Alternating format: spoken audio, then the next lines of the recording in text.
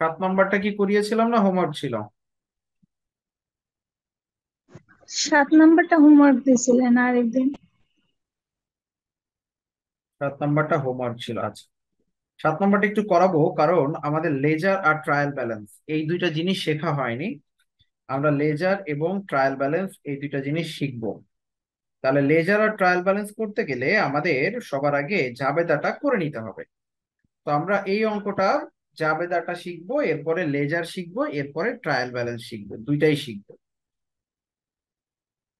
দেখো, Norin Nazia is a licensed CPA. During the first month of operation of our business, the following events and transaction occurred. মে মাসের 1 তারিখে বলেছে Nazia invested টাকা 30,000 cash. Nazia 30,000 টাকা invest করেছে, নগদ টাকা। বলো তো এটার জাবেদাটা কি হবে?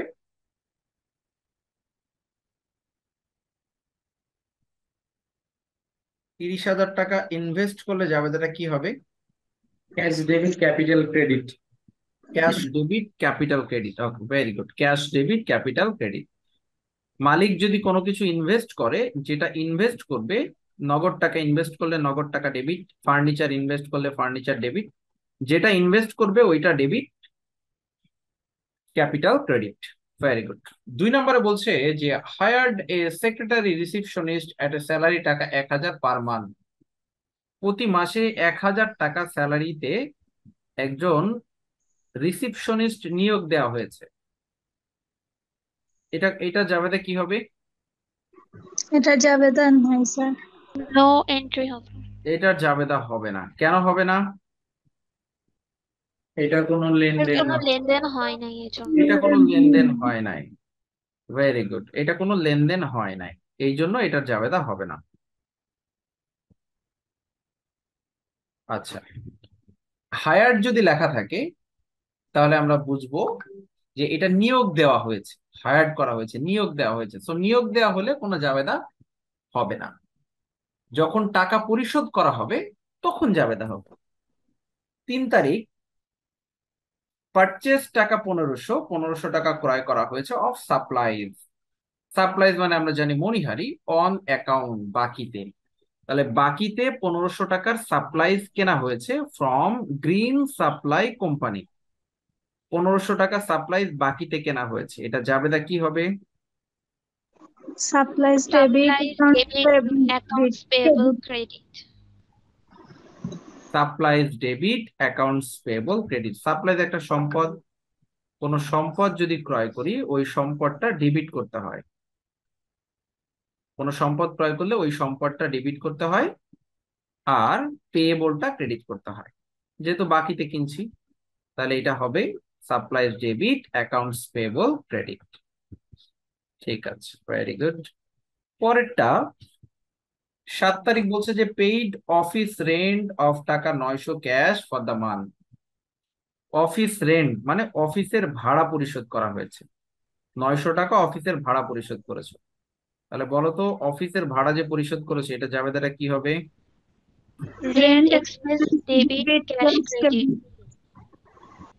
অফিসের ভাড়া পরিশোধ করেছো, রেন্ট এক্সপেন্স ডেবিট, নগদ পরিশোধ করেছো, তাহলে cash credit. Rent expense debit, cash credit. Okay, very good. 11 তারিখ বলছে completed a tax assignment and bill client টাকা 1100 for service rendered. Completed a tax assignment. Completed মানে তুমি এটা কমপ্লিট করে ফেলেছো, এটা কমপ্লিট করা হয়ে গেছে। কি কমপ্লিট করেছো? একটা ট্যাক্স অ্যাসাইনমেন্ট, একটা অ্যাসাইনমেন্ট কমপ্লিট করেছো। তাহলে একটা অ্যাসাইনমেন্ট যে তুমি কমপ্লিট করেছো, এটা হচ্ছে তুমি সেবা দিয়েছো, সেবা দিয়ে তোমার আয় হয়েছে। ট্যাক্স অ্যাসাইনমেন্ট, সেবা দিয়ে আয় করেছো কত টাকা? 1100 টাকা। অ্যান্ড বিল ক্লায়েন্ট, ক্লায়েন্টকে বিল করা হয়েছে। ক্লায়েন্টকে বিল করা হয়েছে মানে তুমি কোনো টাকা এখনো পাওনি, ক্লায়েন্টকে একটা বিল করেছো কিন্তু টাকা এখনো তুমি পাওনি। তাহলে এইটার জাবেদা কি হবে বলো? অ্যাকাউন্ট রিসিভেবল ডেবিট আর service revenue debit. Account receivable debit. এটা যাবে হবে account receivable debit service revenue credit, কারণ তুমি সেবা দিয়েছো ক্রেডিট। কিন্তু এখনো টাকাটা পাও নাই, সেবা দিয়েছো টাকা পাও নাই, তাহলে সেবা দিয়েছো টাকা পাও নাই, এটা যাবে হবে অ্যাকাউন্টস রিসিভেবল ডেবিট। আর যেহেতু সেবা দিলে একটা আয় হয়, তাহলে service revenue credit, account receivable debit service revenue credit. Very good. 12 তারিখ বলছে রিসিভ টাকা 3500 অ্যাডভান্স। রিসিভ টাকা 3500 মানে তো আমরা জানি নগদ পেয়েছি। Advance on management consulting engagement. এই যে ম্যানেজমেন্ট কনসাল্টিং, কনসাল্টিং মানে হচ্ছে পরামর্শ দেওয়া। ম্যানেজমেন্ট কনসাল্টিং এঙ্গেজমেন্ট, তুমি একটা পরামর্শ দিয়ে টাকা ইনকাম করেছো। তাহলে এই যে পরামর্শ দিয়ে টাকা ইনকাম করেছো, টাকা ইনকাম করেছো কিন্তু অ্যাডভান্স টাকা নিয়েছো, অ্যাডভান্স। আচ্ছা, অ্যাডভান্স যে টাকা নিয়েছো এটা কি তোমার আয় নাকি দায় বলো তো? আয়। না, আয় না। অ্যাডভান্স যদি টাকা নাও এটা হবে তোমার দায়। অ্যাডভান্স যদি টাকা নাও এটা হচ্ছে তোমার দায় হবে, আয় হবে না। অ্যাডভান্স নিয়েছো এই জন্য এটা দায়। যেমন ধরো তুমি বাড়িওয়ালা, তুমি ভাড়াটিয়ার কাছ থেকে 6 মাসের টাকা অগ্রিম নিয়েছো, তাহলে তুমি যে অগ্রিম টাকাটা নিয়েছো এই অগ্রিম টাকাটা কিন্তু তোমার আয় না, এটা হচ্ছে তোমার দায়, কারণ তুমি অ্যাডভান্স নিয়েছো। তাহলে এটা যাবেতা হবে cash debit unearned service revenue credit. Cash debit unearned service revenue credit. বুঝতে পেরেছি? জি স্যার। ঠিক আছে। এরপরে 17 তারিখটা দেখো, রিসিভড ক্যাশ অফ টাকা 1200 for service completed. Received cash টাকা পেয়েছো 1200 টাকা ফর সার্ভিস কমপ্লিটেড, এটার বাংলা কি বলো? সার্ভিস দিয়ে সেবা দিয়ে টাকা উপার্জন করছে। রিসিভ ক্যাশ নগদ টাকা পেয়েছো 1200 টাকা ফর সার্ভিস কমপ্লিট, এটা সেবা দিয়েছো টাকা পেয়েছো, তাহলে কি হবে জাবেদা? Cash Cash debit debit and service revenue credit. Cash debit service revenue credit. Okay, very good.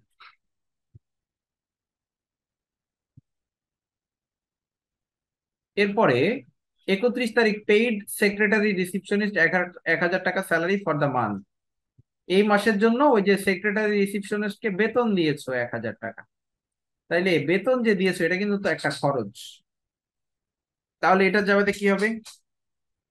Salary expense debit and cash debit. Cash ঠিক আছে, salary expense debit cash credit. আর paid 40% the balance due green supply company, 40% পরিশোধ করা হয়েছে green supply কোম্পানিকে। কিসের? ওই যে সাপ্লাইজ কিনেছিলে মনে হয়, সাপ্লাইজ কিনেছিলে একটা 1500 টাকা দিয়ে, এই 1500 টাকার 40% পরিশোধ করেছে। 40%-এ কয় টাকা হয়? 600।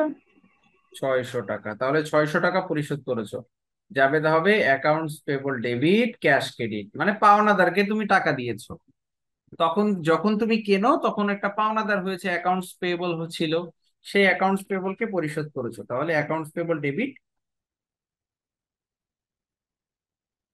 আর নগদ টাকা দিয়েছো ক্যাশ ক্রেডিট 600 টাকা, এই যে 40% করে দেখিয়ে দিয়েছে। তাহলে দেখো তো জাবেদা সবগুলো বুঝতে পেরেছো কিনা, কোনোটা প্রবলেম আছে কিনা?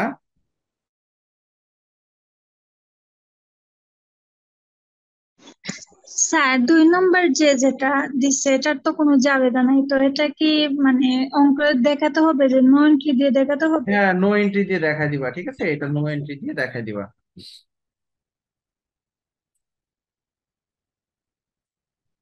ঠিক আছে।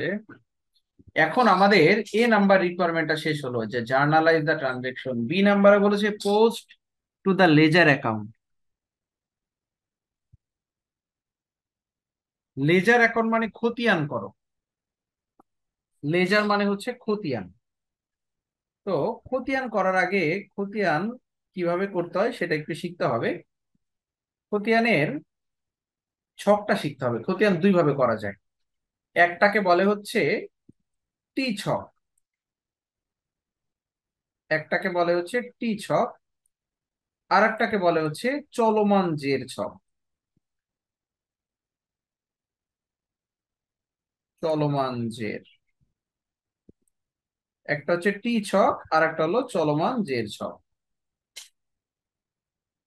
এই টি ছক আর চলমান জের ছক পরীক্ষায় বেশি আসে চলমান জের ছক, কারণ চলমান জের ছক এটা হচ্ছে আমেরিকান পদ্ধতি, আর টি ছকটা হলো ব্রিটিশ পদ্ধতি। তাহলে আমেরিকানটাই বেশি পরীক্ষায় আসে। আমরাও টি ছক না শিখে চলমান জের ছকটাই শিখবো, তবে টি ছকেও একটু দেখে নিব যে কিভাবে করতে হয়। এখন প্রথমত খতিয়ান বিষয়টা কি সেটা আগে একটু জানতে হবে, যে ভাইয়া খতিয়ানটা আসলে কি। আমরা তো জাবেদা শিখলাম যে একটা ব্যবসা প্রতিষ্ঠানে প্রতিদিন যে লেনদেনগুলো সংঘটিত হয় সেগুলো আমরা যে বইয়ে লিখে থাকি সেটাকেই আমরা বলছি জাবেদা। আর খতিয়ান হচ্ছে হিসাবের পাকা বই। এখন প্রশ্ন হলো ভাইয়া তাহলে জাবেদা কি? জাবেদাকে বলা হয় হিসাবের প্রাথমিক বই। জাবেদা হচ্ছে হিসাবের প্রাথমিক বই, অর্থাৎ প্রাথমিকভাবে যে বইয়ে লিপিবদ্ধ করা হয় ওটা হচ্ছে জাবেদা। আর খতিয়ান হচ্ছে হিসাবের পাকা বই। মানে জাবেদা তো প্রাথমিকভাবে লেখা হয়, আর এটা একদম পাকাপাকি ভাবে লেখা হয়। ঠিক আছে, একদম ফাইনালি যেখানে লেখা হয় এন্ট্রি গুলো সেটা হচ্ছে খতিয়ান। আর খতিয়ানের ইংরেজি হচ্ছে লেজার। তাহলে আমরা এতদিন যা করলাম সেটা হচ্ছে হিসাবের প্রাথমিক বই জাবেদা, আর এখন যেটা শিখবো হিসাবের পাকা বই খতিয়ান। এখন খতিয়ান কিভাবে করতে হয়? খতিয়ান করতে গেলে আগে জাবেদা করতে হবে। জাবেদা না করলে তো তুমি খতিয়ান করতে পারবে না।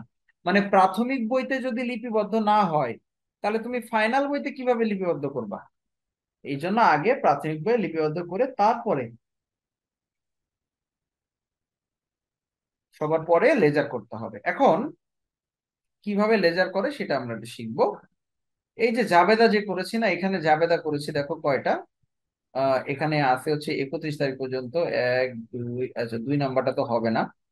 1 2 3 4 5 6 7 8, 8টা জাবেদা করেছি। প্রত্যেকটা জাবেদারই খতিয়ান করতে হয়। এখন এইখানে দেখতে হবে যে প্রথম জাবেদাটা কি ছিল। প্রথম জাবেদা ছিল ক্যাশ। এই ক্যাশের জন্য একটা খতিয়ান, ক্যাপিটাল, ক্যাপিটালের জন্য একটা খতিয়ান। তাহলে দুইটা খতিয়ান হলো, ক্যাশের একটা, ক্যাপিটালের একটা, দুইটা। মানে প্রতিটা আলাদা আলাদা এন্ট্রির জন্য একটা করে খতিয়ান করতে হবে। ক্যাশের একটা, ক্যাপিটালের একটা, সাপ্লাইজ একটা, 3টা, অ্যাকাউন্টস পেয়েবল একটা, 4টা, রেন্ট এক্সপেন্স একটা, 5টা। তারপরে ক্যাশ তো দিয়েছি আগে, ক্যাশ আর দেবো না, একবার দিলে আর দিতে হবে না। অ্যাকাউন্ট রিসিভেবল একটা, 6টা। এরপরে সার্ভিস রেভিনিউ 7টা। ক্যাশ দিব না, আনআর্ন সার্ভিস রেভিনিউ 8টা। 8টা ক্যাশ দিয়েছি, সার্ভিস রেভিনিউ দিয়েছি, দিব না। স্যালারি এক্সপেন্স একটা, 9টা। ক্যাশ দিয়েছি, এই তো আর দিব না, সবগুলো দিয়েছে। তাহলে 9টা খতিয়ান করতে হবে। অর্থাৎ যতগুলো আলাদা আলাদা নাম থাকবে জাবেদার মধ্যে প্রত্যেকটার জন্য একটা করে খতিয়ান। এখন বি নাম্বার রিকোয়ারমেন্ট দিয়ে আমরা খতিয়ানের ছকটা শিখবো। এখানে লিখেছি লেজার পোস্টিং। লেজার মানে খতিয়ান। খতিয়ানে পোস্টিং করছি প্রথমে ক্যাশের খতিয়ান, এই জন্য ক্যাশের নামটা উপরে লিখেছি। সবার প্রথমে আমরা ক্যাশের খতিয়ানটা করব। তাহলে ঘরটা আগে শিখে নাও, ঘরটা কিভাবে করতে হয়। প্রথমে ডেট, তারপরে অ্যাকাউন্টস টাইটেল, রেফারেন্স।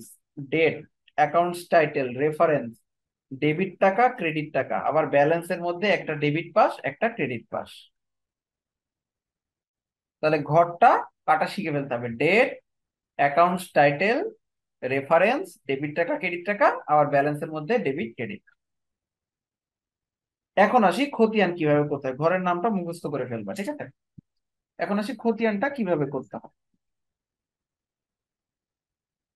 এখানে দেখো আমরা প্রথমে ক্যাশের খতিয়ানটা করছি। হ্যাঁ, এটাকে একটু মুছে দেই।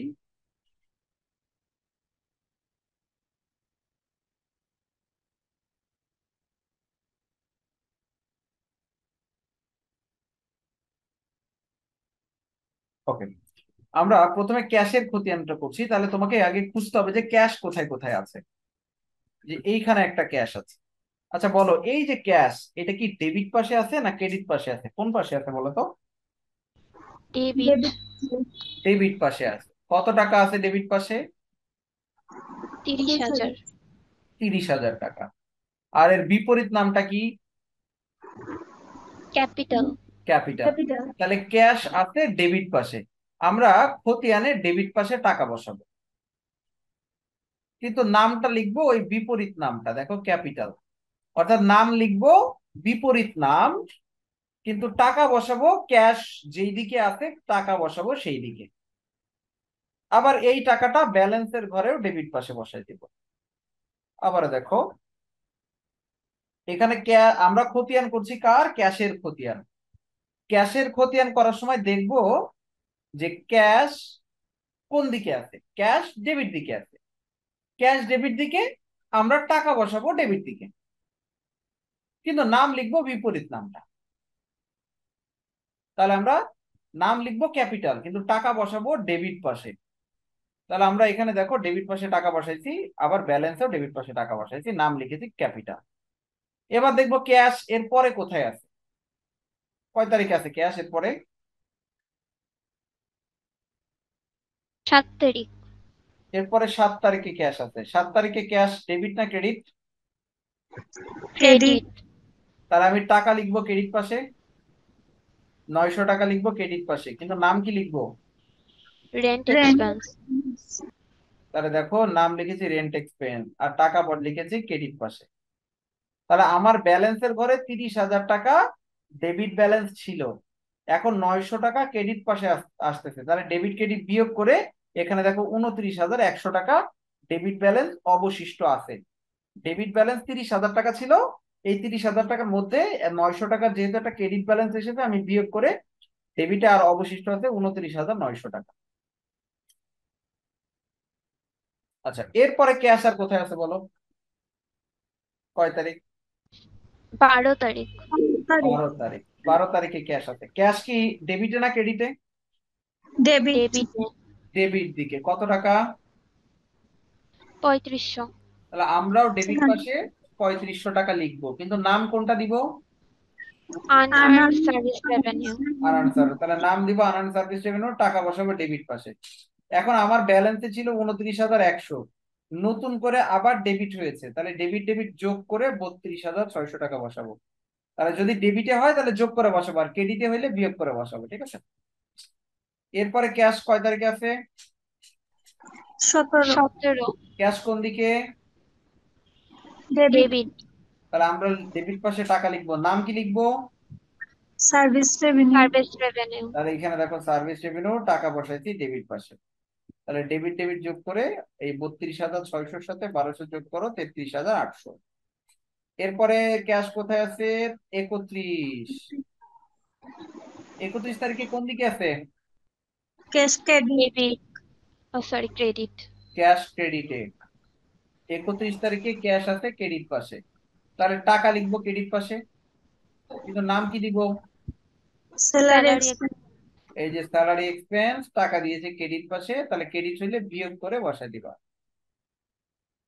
এরপরে ক্যাশ 31 তারিখ, এটাও ক্রেডিট পাশে, তাহলে আমরা নাম লিখবো অ্যাকাউন্টস পেয়েবল, কিন্তু টাকা লিখবো ক্রেডিট পাশে। লাস্টে যেটা থাকবে এটাই হচ্ছে ক্যাশের খতিয়ানের ব্যালেন্স। তাহলে বলো তো এই ক্যাশের খতিয়ানটা কি বুঝতে পেরেছি? জি স্যার এই খতিয়ানের ভিডিও দেওয়ার পরে আবারও তুমি খতিয়ান করবা, আবারও বাসায় প্র্যাকটিস করবা খতিয়ান ভিডিওটা দেখে, ঠিক আছে? এরপরে ক্যাশের খতিয়ান হয়ে গেল, এবার আমরা ক্যাপিটালের খতিয়ান করব। তো ক্যাপিটালের খতিয়ান করার আগে আমাকে খুঁজতে হবে যে ক্যাপিটাল কোথায় কোথায় আছে। জাবেদার মধ্যে ক্যাপিটাল কোথায় কোথায় আছে এটা খুঁজতে হবে। তো আমরা ক্যাপিটাল খুঁজতে গিয়ে দেখছি শুধু এক এক জায়গায় আছে, সেটা হচ্ছে 1 তারিখে। এই যে ক্যাপিটাল, ক্যাপিটাল কোন পাশে আছে? ক্রেডিট। ক্রেডিট। ক্যাপিটালের খতিয়ান করছি আমরা, খতিয়ান করছি ক্যাপিটালে, ক্যাপিটাল আছে ক্রেডিট পাশে। তো ক্যাপিটাল যদি ক্রেডিট পাশে থাকে, আমি টাকা লিখবো কোন পাশে? ক্রেডিট ক্রেডিট পাশে।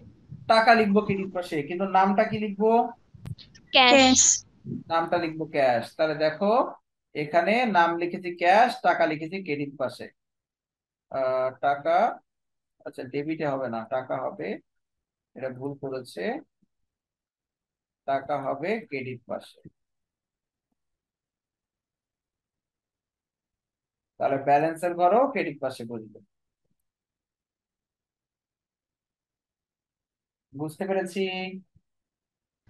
জি স্যার। আর একটা করাচ্ছি দেখো।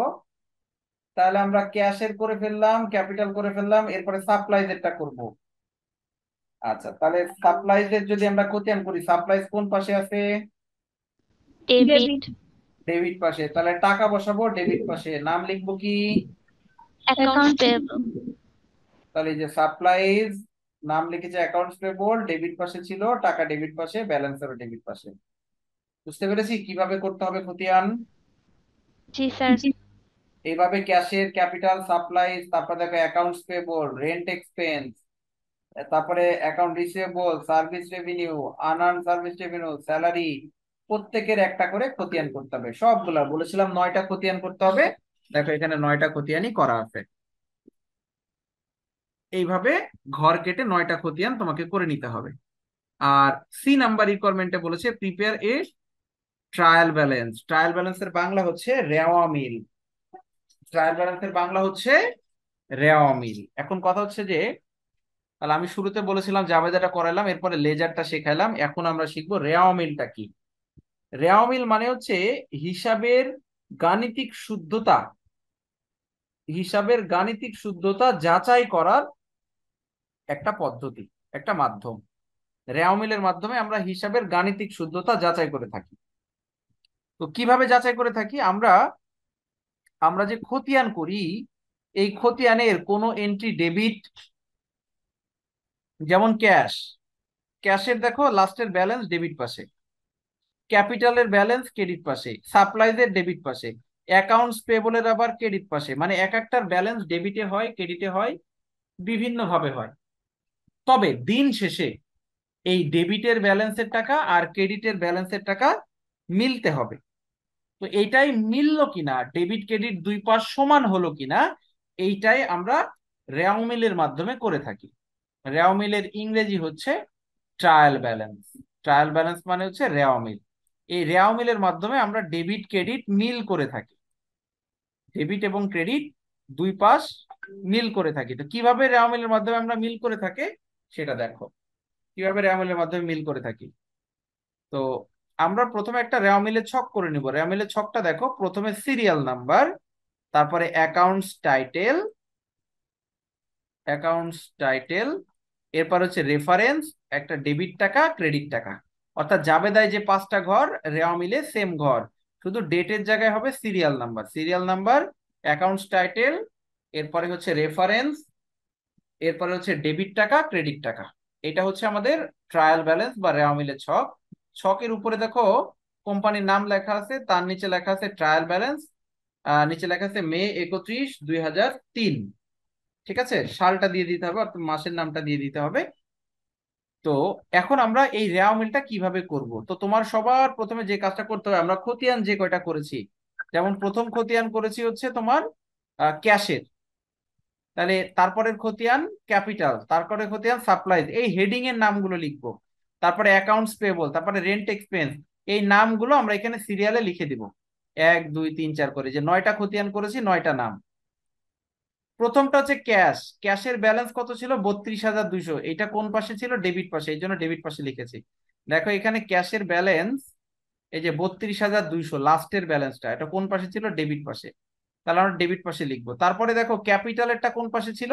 ক্রেডিট পাশে, 30,000 টাকা। সাপ্লাইজেরটা কোন পাশে ছিল? ডেবিট পাশে, 1500 টাকা।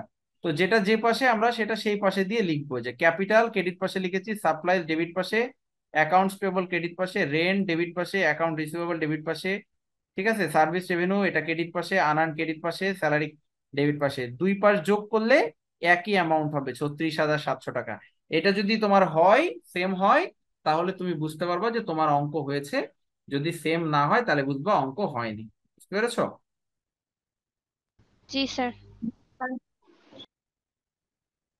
তাহলে আমরা প্রথমে জাবেদা শিখেছি, তারপরে খতিয়ান শিখলাম, তারপরে রেওয়ামিল শিখলাম। একটা অঙ্ক দিয়ে তোমাকে এইভাবে তিনটা রিকোয়ারমেন্ট দিয়ে দিবে, যে প্রথমে বলবে যে জার্নালাইজ দ্য ট্রানজেকশন, তারপরে বলবে লেজার করো, এরপরে বলবে ট্রায়াল ব্যালেন্স করো। তো আমাদের যে অঙ্কগুলো আছে এখানে, কিছু কিছু অঙ্কের সাথে তোমাকে কিন্তু এই তিনটাই করতে বলা হয়েছে। যেমন আমি একটু দেখাচ্ছি, আমরা তো প্রথমে একটা করে শিখেছি, এখানে তিনটা করে দেওয়া আছে, ঠিক আছে, তিনটা করে দেওয়া আছে। যেমন 5 নম্বর অঙ্কটা, এখানে কিন্তু তিনটা দেওয়া আছে, জার্নাল, লেজার, ট্রায়াল ব্যালেন্স। তারপরে আছে হচ্ছে, ভাইয়া, বলো। জার্নালে যদি তার মানে একটা ভুল যায় তাইলে আমার ট্রায়াল ব্যালেন্সে যাইয়া ওইটা পুরো ভুল অ্যান্সার হবে? একদম জয় বাংলা হয়ে যাবে পুরো, বুঝছো? তোমার সব ভুল হয়ে যাবে, এই জন্য জার্নাল ভুল করা যাবে না। এই জন্য আগে জার্নালটা শিখলাম। 5-এর পরে 7 নাম্বারটা আমরা করাইলাম। এরপরে 8 নম্বর অঙ্কেও দেখো বলেছে জার্নাল করো, লেজার করো, ট্রায়াল ব্যালেন্স করো। তাহলে এই 8 নম্বর অঙ্কের জার্নাল, লেজার, ট্রায়াল ব্যালেন্স তোমার হোমওয়ার্ক থাকবে। 8 নম্বর অঙ্কের জার্নাল, লেজার, ট্রায়াল ব্যালেন্স এইটা তোমার এইচডব্লিউ থাকবে। ট্রাই করে দেখো পারবা কিনা, আর আমাকে গ্রুপে ছবি পাঠাবা। আগামী দিন আমরা এই শীটের 4 নম্বর অঙ্কটা, যেটা একটু হার্ড, একটু বড়, ওই 4 নম্বর অঙ্কটা সলভ করব আগামী ক্লাসে। ওটা একটু বড় অঙ্ক আর কি, এই জন্য লাস্টে করাবো ওটা।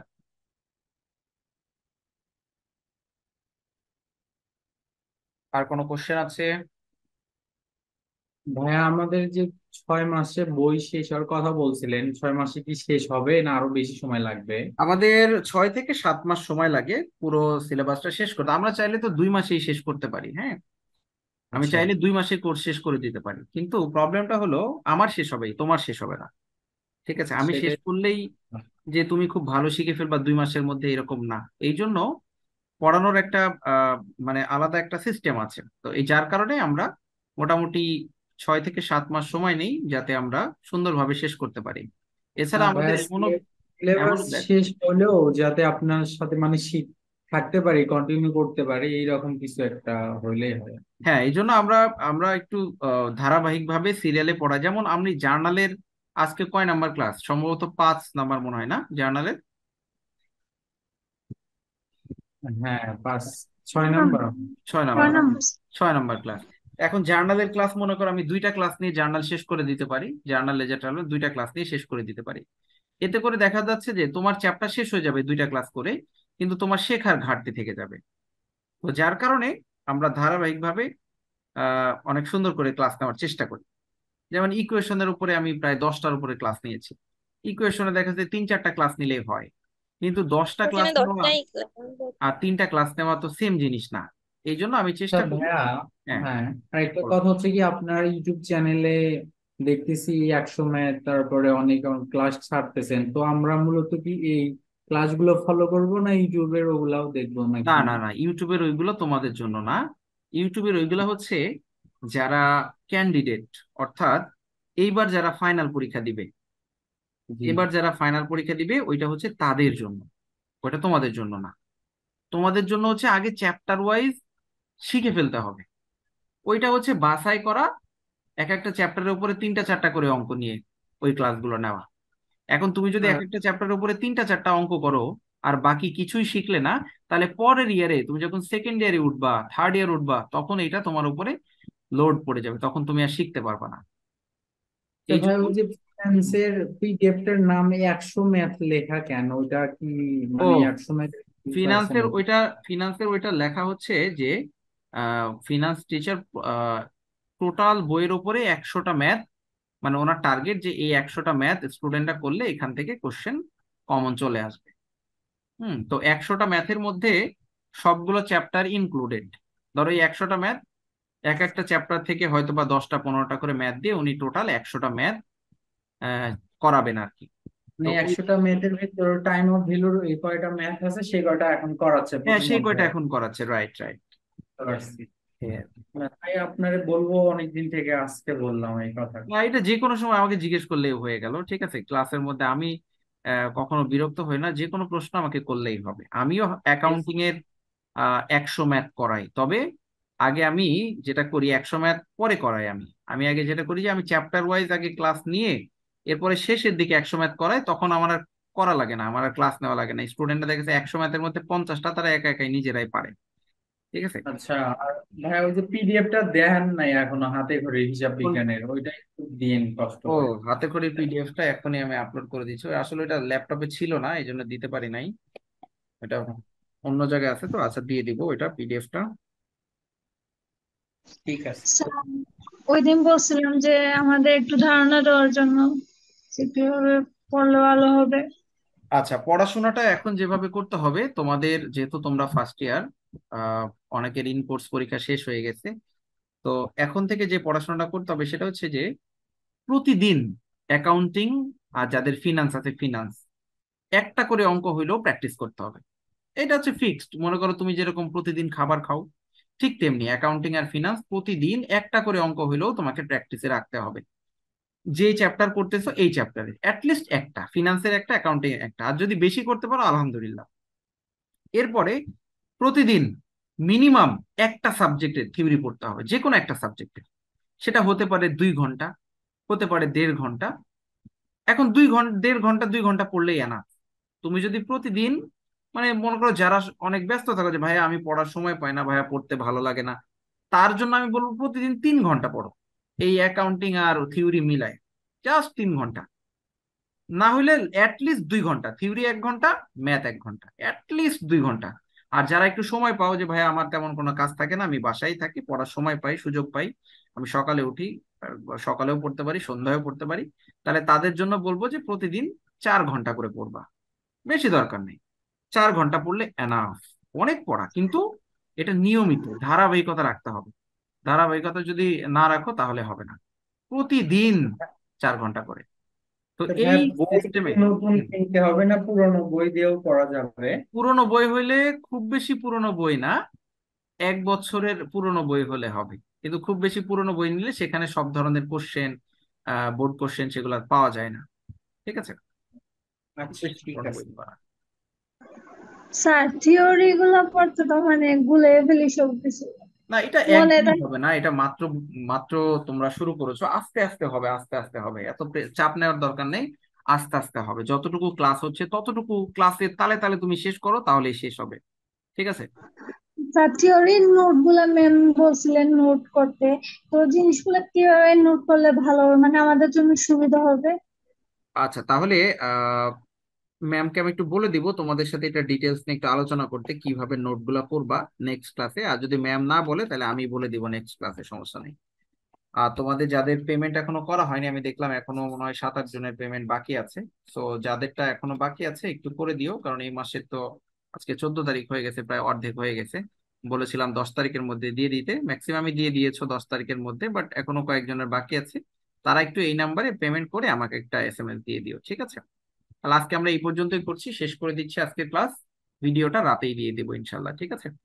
সবাই ভালো থাকো তাহলে। আল্লাহ হাফেজ। আজকে সালাম আলাইকুম। আপনাকে লিখে দিছিলাম বইয়ের ছবি। ওকে ওকে ওকে, আমাকে আরেকবার একটু নক করে দিও। আচ্ছা ঠিক স্যার। আছে।